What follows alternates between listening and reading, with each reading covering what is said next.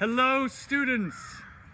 I'm sending you a short video of the 8 and 7 beat patterns to just reinforce the concept that it's important to distinguish between the strong and the weak beats. I'm sorry for the hat that obscures the sun on my face, but I don't like to have sun on my face. But you should be able to see my baton in the sun really well, and you'll hear a few cardinals chirping in the background. So, the basic concept of the 8-beat, remember, is that it's a subdivided 4. So the 4 pattern, I could do a slow 4 and stop on each beat, and I'd basically have most of the gestures required for the 8-beat. And I'll demonstrate it this way. So 1, 2, 3, 4. See how I'm just stopping and starting? And so now I'm going to recreate those same arm movements and add little wrist movements right after them to give you the weak beats. So in the 8 pattern, those are beats 2, 4, 6, and 8. So it looks like this. 1, 2, 3, 4, 5, 6, 7, 8. 1, 2, 3, 4, 5, 6, 7, 8. If I take out the subdivision, my arm is still doing the same movements as before. Put it back in. 1, 2, 3, 4, 5, 6, 7, 8. In slow motion, it would be slow motion. 1, 2, 3, 4, 5, 6, 7, 8. Okay? The 7 patterns are exactly the same with 1 beat taken out.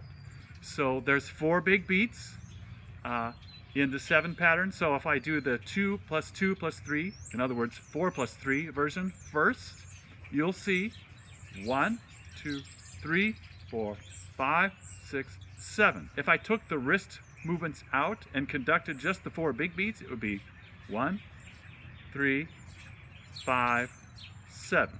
1, 3, 5, back in. 1, 2, 3, 4, 5, 6, 7. 1, 2, 3, 4, 5, 6, 7. That goes very well with the music of Britain's Dies Irae because the words are all on those strong beats. I didn't bring my pitch pipe with me, but I'll just guess. Dies Irae, Dies Irae.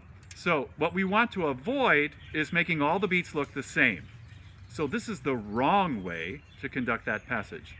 Dies Irae, Dies, and so on. This is the right way, using our arms for the strong beats and the wrists for the rebound after the strong beats into the weak beats. Dies Irae, Dies Irae, so, etc. Now, the other 7 pattern that we're studying is 3 plus 4. And so that is the same principle with the beat taken out of the other side of the pattern. So here's 3 plus 4. 1, 2, 3, 4, 5, 6, 7. If I do it without the small beats, it would be 1, 3, 4, 6. 1, 3, 4, 6. So I encourage you to practice it that way. I'll put the small beats back in. 1, 2, 3, 4, 5, 6, 7. 1, 2, sorry, I screwed that one up. 1, 2, 3, 4, 5, 6, 7. 1, 2, 3, 4, 5, 6, 7. The hierarchy between the strong beats and the weak beats is important because our minds and our eyes can't really keep track of 7 or 8 beats in a row that look the same.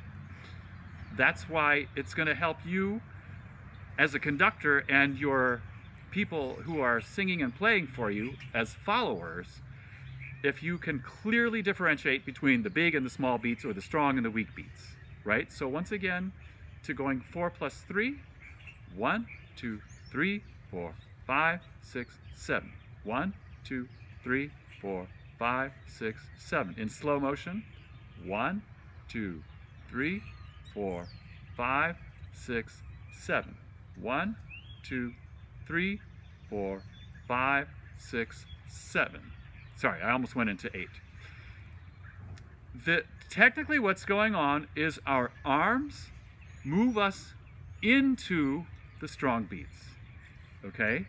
And then our wrists move us into the weak beats. So the rebound after the strong beats is small because your wrist is moving you into the next beat, which is weak. So the rebound after the strong beats is wrist only. So I use my arm for the downbeat, 1, 2, and it's just wrist going into beat 2. All right, and then the rebound after the weak beats is with your arm. So 1, 2, 3.